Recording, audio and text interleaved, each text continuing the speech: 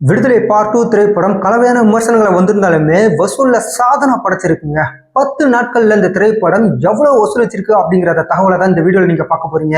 Part 1 திரைப்படத்துல சூரி ஹீரோவா நடிச்சிருந்ததுனால இந்த படத்துக்கு பாசிட்டிவான கமெண்ட்ஸ் நிறைய வந்திருந்துச்சு. ஆனா பார்ட் 2ல அப்படியே உல்டாவா மாறிடுச்சு.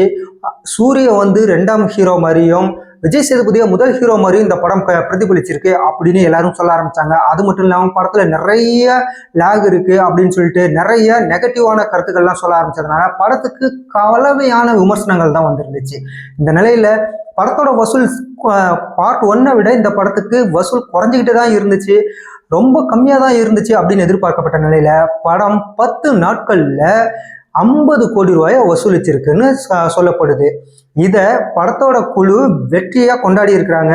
படத்தோட தயாரிப்பாளர் எல்ட்ராட் குமார் வெற்றிமாறனை அழைச்சி அவருக்கு வந்து மாலை அணிவிச்சு வாழ்த்துலாம் சொல்லியிருக்காரு. இந்த படம் இந்த அளவுக்கு 50 கோடி ரூபாய் வசூலிச்சிருக்கு அப்படிங்கிறதே இந்த படத்துக்கு மிகப்பெரிய வெற்றி அப்படின்னு சொல்றாங்க. வர நாட்கள்ல இன்னும் கொஞ்சம் அதிகமா இருக்கும். எதிர்பார்த்ததை விடவே கொஞ்சம் கம்மியா இருந்தாலும் படம் ஓரளவுக்கு எதிர்பார்த்ததை விட அதிகமா வந்திருக்கு, வசூலை ஈட்டிருக்கு அப்படின்னு தான் சொல்லப்படுது.